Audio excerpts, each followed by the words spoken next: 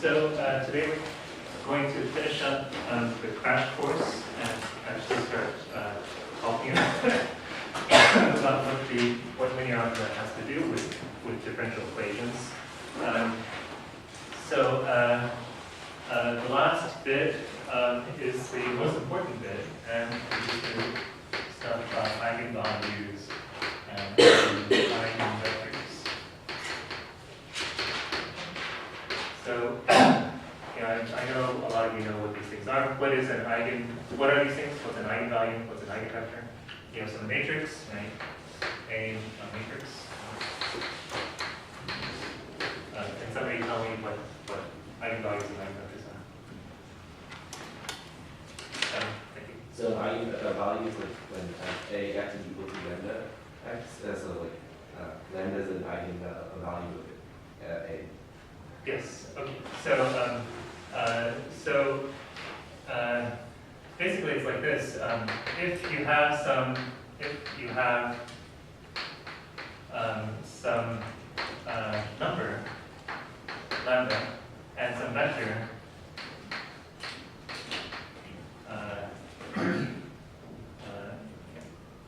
vector b, say in Rn, such that a v turns out to be lambda v,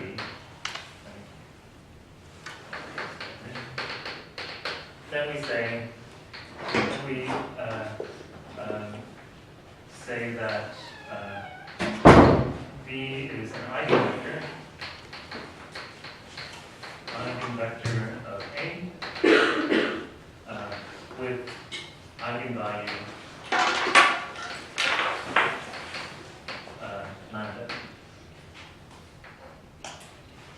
So v is an eigenvector, and the eigenvalue that it corresponds to is lambda. We'll use the notation E sub lambda will denote the all eigenvalues with eigenvalue lambda. Okay, so this thing is called the eigenspace. An eigenspace. It's a subspace. Okay, so it's the subspace of all eigenvectors. All eigenvectors with eigenvalue lambda.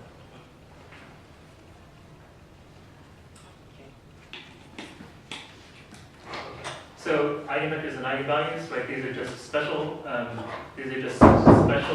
Eigenvectors are special vectors that, when you hit them with the matrix, they only get stretched, right? Right? They only get stretched. They don't change at all their direction, but they only get stretched, or they do get flipped if your eigenvalue is negative. Okay, so these are very special vectors. Yes. Quick question, because yes. I've done this a while. So AV, wouldn't that produce an n by 1 matrix where lambda v would produce an 1 by n, or an n by 1 matrix? Oh, you're right. So this should be an n by n. So the matrix A has to be square. Yes. Yeah, otherwise it doesn't make any sense. Because you'd be mapping from one space to a different space. It's crazy. Thank you. Okay. So observe that A has an eigenvector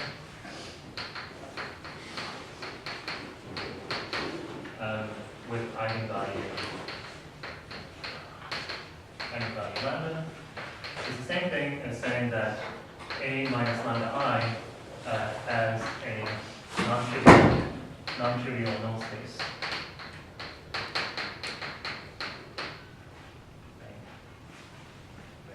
That is that there, right? The eigenspace, right? That is the E sub lambda is the null space of A minus lambda I.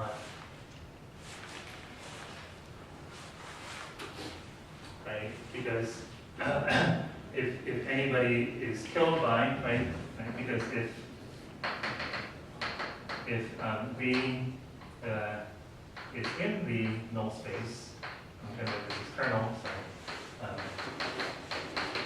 kernel is the same thing as null space. Okay, so if V is in the kernel of this thing, that means that A minus lambda I V is 0, right? But that's the same thing as saying that AV equals lambda IV, right? In other words, AV is lambda V. Right. So being killed by A minus lambda I means that you are an eigenvector of A, and vice versa. Right? If you are an eigenvector of A, then you'll be killed by A minus lambda I. Right? So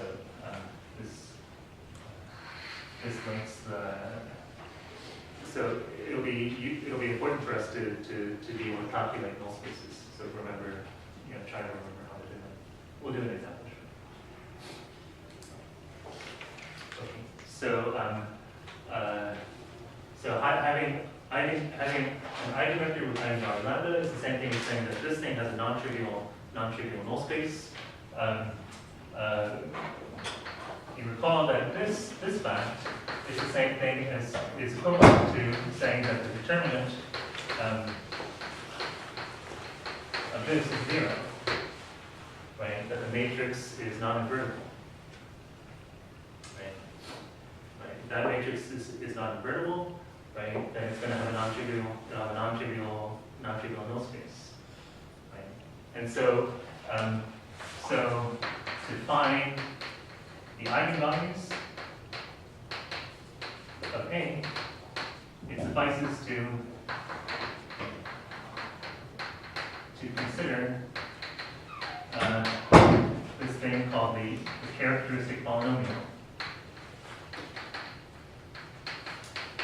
Characteristic polynomial, the determinant of A minus lambda I, right? Its roots will be the eigenvalues. Okay. Right. And once you know the eigenvalues, then you can calculate the eigenspaces. Once one has the eigenvalues,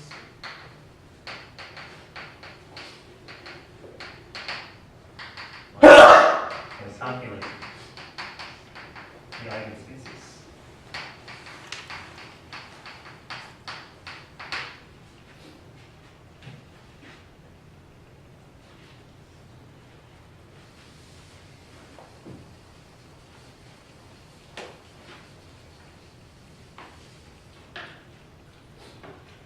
Okay, so let's do a simple example of this. So let A be a 2 by 2 matrix, 6, -4, 3, -1, right? And somebody says, what are the, find the eigenvalues and the eigenspaces. Right? So find eigenvalues and eigenspaces. And always write this just the evals, these spaces. Okay, so what we need to do, we need to evaluate the characteristic. We need to look at the characteristic polynomial. So we take the determinant of 6 minus lambda minus 4, 3, -1 minus lambda. Right? I'm sure the majority of you have seen this before. If you want, you can take a nap. I don't mind. Don't take naps while we're doing good things, but if you want to take a nap now, I will not be at all offended. And that'll wake you guys up when you get to the next section. Did I tell you that I have had students just walk in and immediately go to sleep in the class? Have I told you this? And I kick them out after doing. Okay. Okay. So what happens? Blah blah blah. You get that this thing is 6 minus lambda times -1 minus lambda minus 12, right? We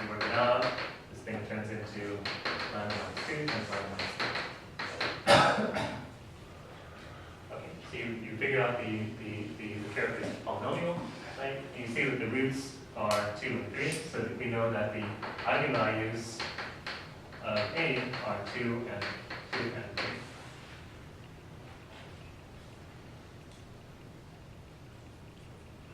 Okay. And then, you want to get eigenvectors corresponding to those eigenvalues, but we saw how to get them, right? If we want to find the eigenspace E sub 2, well, that's just the null space. We calculate the null space of A minus lambda I, right? So we just look at, right, A minus 2I, well, that is 4 minus 4, 3 minus 3.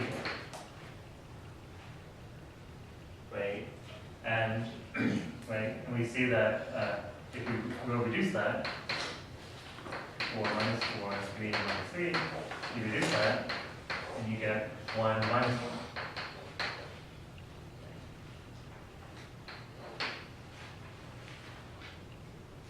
1. 1 minus 1, and so you see that, so the eigenspace is just, right, it's the guys for which x1 has to be, so x1 minus x2 equals 0, right? In other words, x1 equals x2.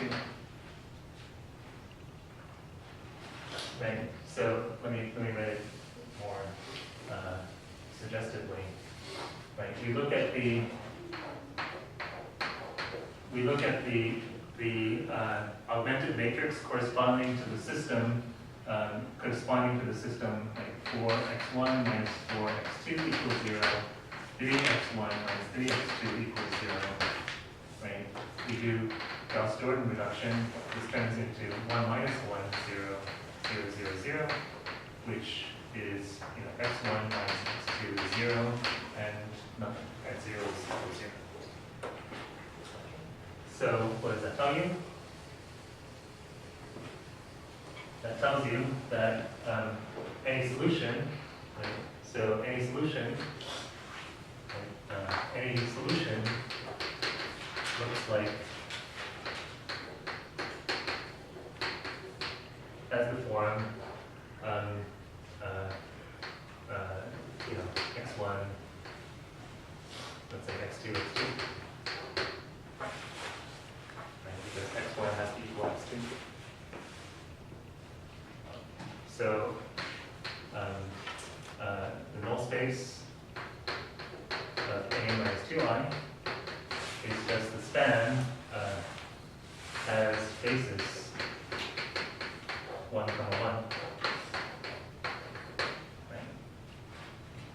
Yeah, Elsa.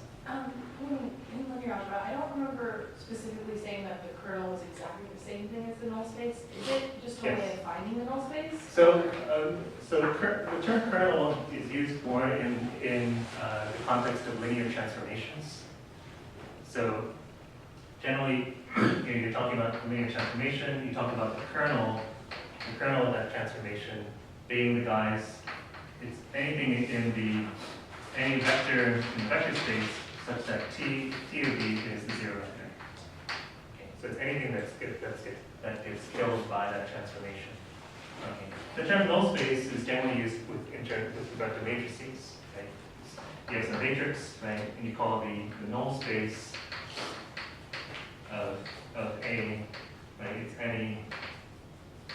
It's all vectors in R n, whatever n is, such that A, B equals 0. Okay, as you see, these are basically the same notion, right? Oh. It's the vectors that get killed by the matrix, the vectors that get killed by the transformation. So, so one uses them pretty much interchangeably. So how did you choose 1 for x2? I'm sorry? In that part, how did you choose 1 for x2? Did you just choose a number? Yeah, right. So you know that, right? Anything looks like this. Well, let me rewrite this as x2 times 1, 1. Right? Any solution is going to look. Any solution will have the form x2, x2, which I'm going to rewrite as x2 times 1, 1. Right. And x2 can be any 2 can be any number, right? So what does it say? That everybody in the kernel is some multiple of 1, 1, right? So that's my basis vector.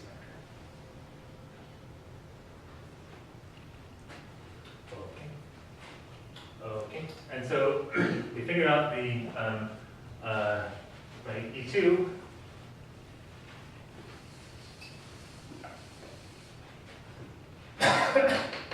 E2 turns out to be the span of 1, 1. If we work out E3, it turns out to be the span of 4, 3. You do it in exactly the same way, where you just look at the kernel of A minus 3i rather than A minus 2i. And so that gives us the eigenspaces, right? So that's the end of that. So just to remind you all how to do it, right? You start off with your matrix, take the characteristic polynomial, find the roots. You know that you're going to have eigenspaces if only if you have roots. If only if you use those roots of the characteristic polynomial, right? And then you say, okay, so how do I find the eigenspaces? Well, the eigenspaces are just the null spaces of A minus those roots times I, right? And so then you use Gauss-Jordan reduction to figure out the form of those spaces.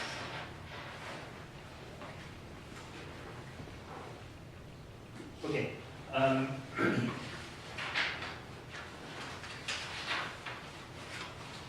Okay.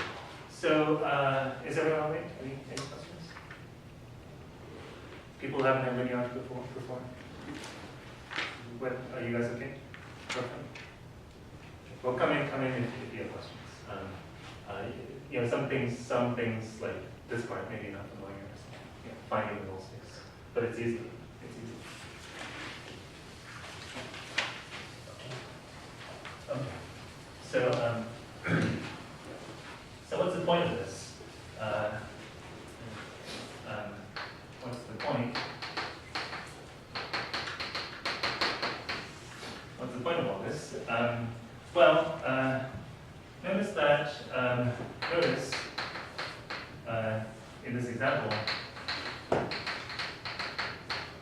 that we obtain actually a basis for R2 of eigenvectors, right? Notice that 1, 1 and 4, 3 are linearly independent, right? These guys are linearly independent and they span R, and so we've got 2 guys in R2. We've got a basis of R2 that consists entirely of eigenvectors. Okay? Right? Where this guy is in E2 and this guy is in E3. So let's call this basis curly E.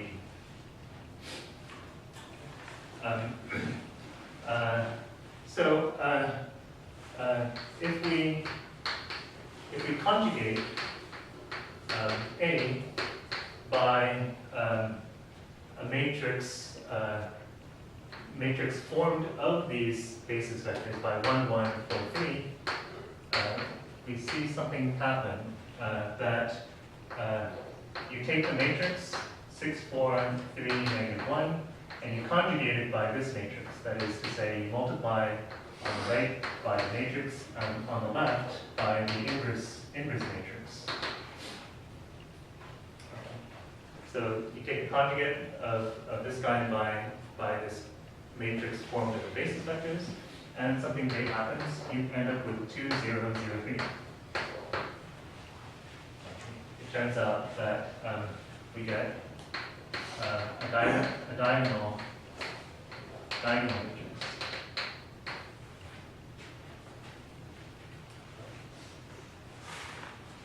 Okay. This is not a miracle, right? This is no miracle. Right? this matrix here, 1, 4, 1, 3, is the matrix taking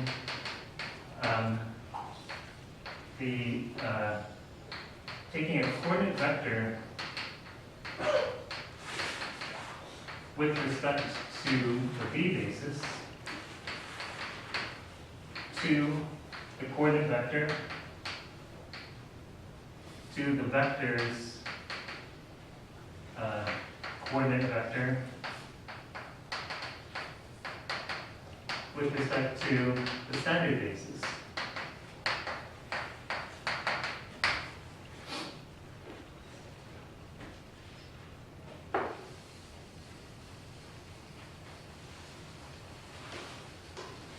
Okay, and so what's going on, right? Right, think like this, right? Think. If we take 1, 1, 4, 3, and multiply by 1, 0, what do we get? What do we get? Well, we get 1, right? You take that thing by 0, 1, you get 14. Right? Okay, so you see what this matrix does, right? It takes, if you have some, right, right, it takes the coordinate vector with respect to the 1, 1, 4, 3 basis, and then says, okay, I'm going to translate that to what that means in the standard basis, right? 1, 0 with respect to the v basis, right?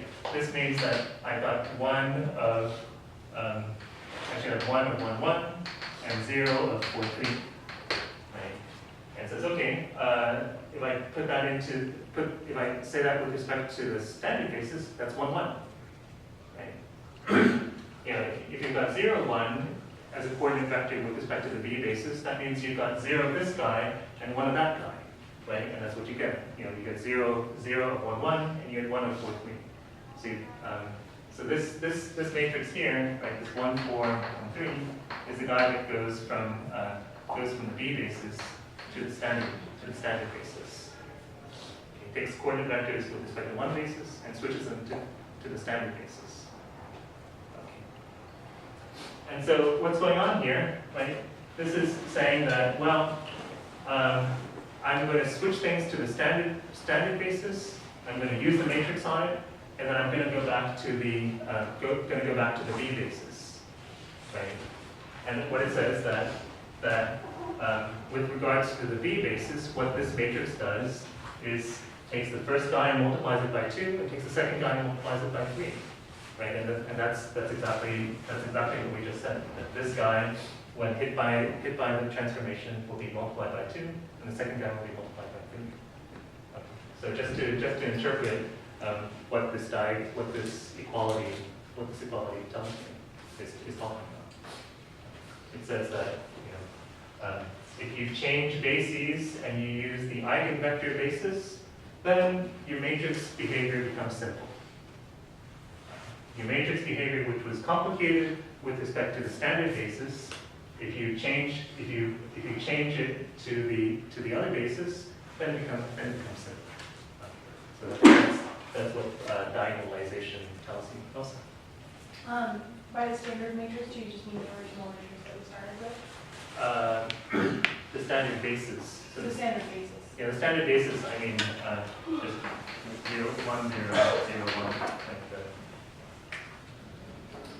Okay, and it's not a coincidence that those are your eigenvalues, is it? Like, No, it's not a coincidence at all. Not a coincidence.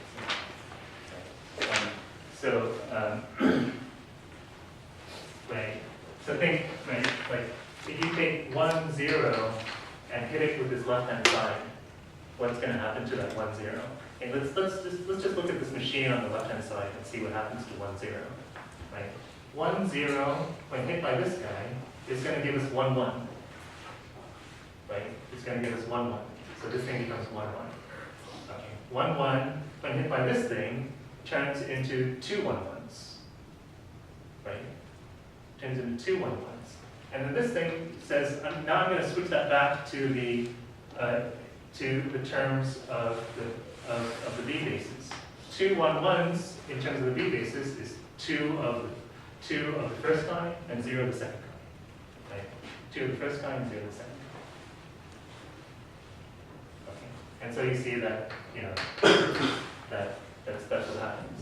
Okay. That, if you think about what happens to 0 1, what happens to 0 1? Well, what happens when you hit this thing with this thing, with the matrix, where you're going to get 4 3, right? And A applied to 4 3 is going to give us 3 4 3s, right? Because 4 3 is in the eigenspace corresponding to eigenvalue 3. Right? So you get 3 4 3s, and then this guy says, okay, I'm now going to translate back into the 3 4 3s, you know, of course, is 12 9, right? It's 12 9, right? But this thing will switch it back to the b basis and say, well, 12 9, that's 0 of the first guy and 0 of the first guy and 3 of the second guy. So 0, 3. And that gives you the second. So just think about, right, this guy is the thing that translates from the b basis to the standard basis. This guy does the opposite. It switches you from the standard basis back to the b basis.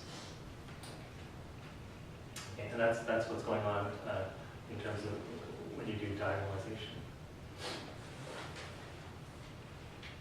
You don't have to understand it in that much detail. You know, if you don't remember, you know, what's going on, it's okay. You know, just remember that if you get a basis of eigenvectors, and then when you conjugate your matrix by it, by the matrix formed of those eigenvectors, then you get a diagonal matrix. That's the thing we need.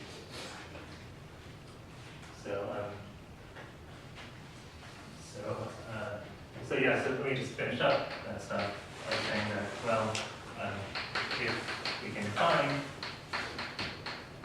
a basis of eigenvectors, then the matrix is diagonalizable.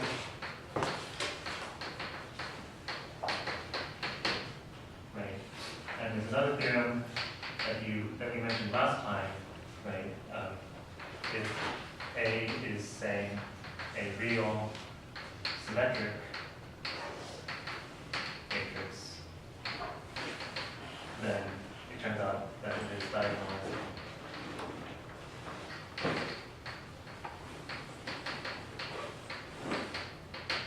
Actually, it's a bit, the real result is a little bit better than that, but we'll just leave it at that. That any real symmetric matrix is diagonalizable. Similarly, for any Hermitian matrix, this will also be diagonal. What if our characteristic equation has like a double root? Right. So maybe you see, you're noticing, look, if the characteristic equation factors into linear factors and you've got no repeated roots, then you win, right? Then you win because, well, each of those guys is going to have some eigenvector, right? And so you just use those guys, you go use those eigenvectors. They're linearly, it can be shown that those are linearly independent, and you get a basis of eigenvectors. Okay. So,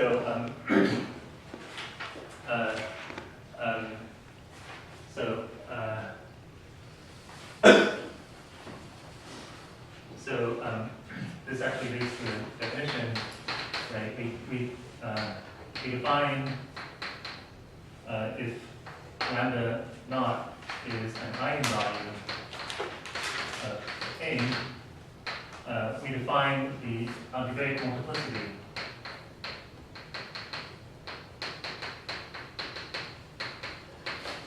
of lambda naught to be its multiplicity as a root. Multiplicity as a root of the characteristic polynomial.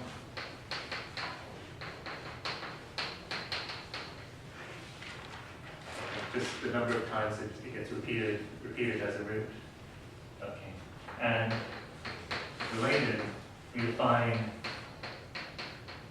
the geometric multiplicity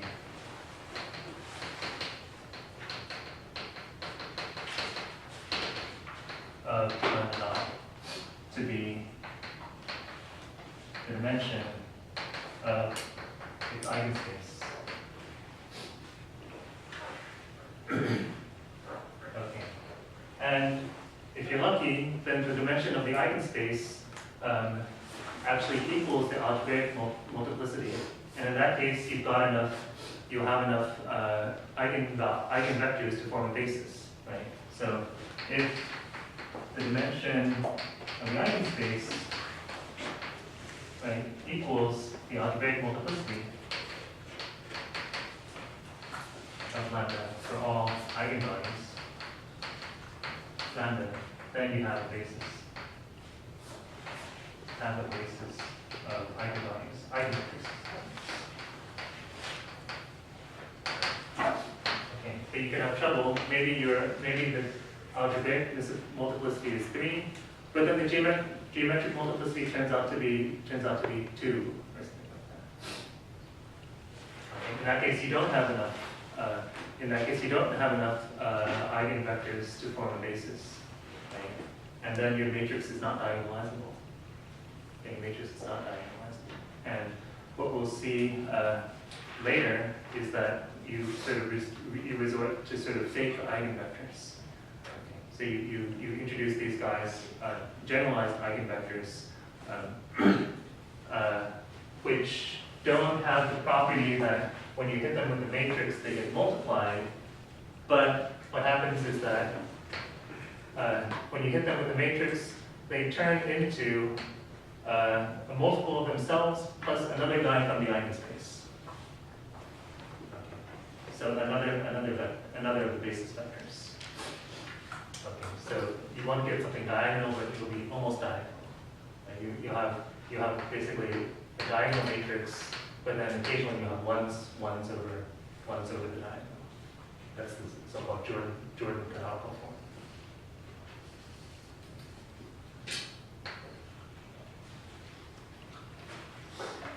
Okay. So algebraic multiplicity, geometric multiplicity. The geometric multiplicity is always going to be less than or equal to the algebraic multiplicity, and if it's equal to all the way through, then you've got enough. Then you would have enough.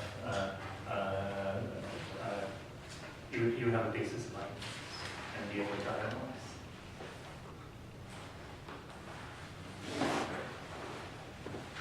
Can you just quickly say what the dimension? The dimension of the eigenspace, right? So for us, in our example, so it's the dimension of, right, this thing was the null space of the matrix minus lambda naught I, right? And when we calculated it out, it turned out that, for us, in our example, each one was one-dimensional. Each of our eigenspaces, right? One was E2 was the span of 1, 1, right? It was one-dimensional. E3 was the span of 4, 3. That one was also one-dimensional.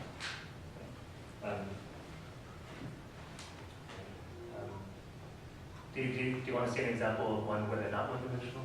Maybe that would be useful as a reminder. So let me do a slightly bigger example, but I'm not going to do it completely. Just to illustrate this thing. So slightly bigger example, A is 0, 1, 1, 1, 0, 1, 1, 1, 0. Okay.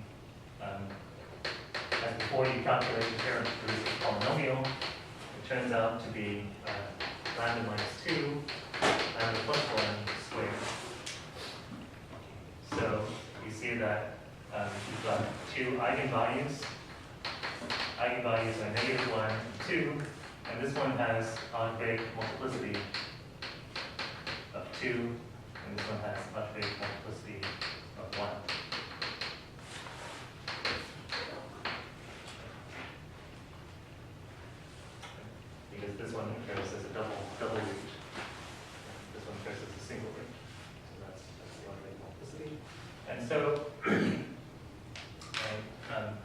you know that we're going to have, we're going to have enough eigenvectors from this guy because it's multiplicity 1. Right?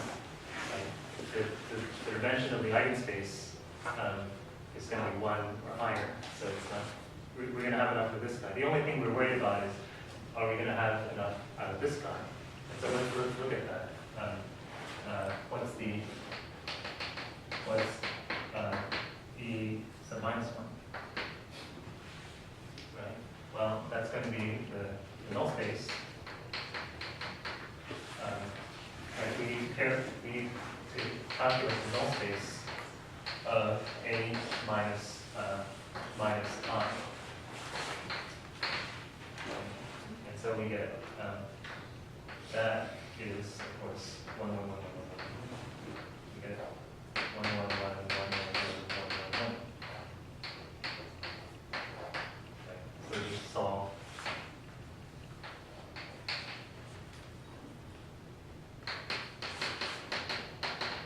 Calculate the null space by solving the appropriate system. This, of course, boils down to 1, 1, 1, 0, and 0 is everywhere else.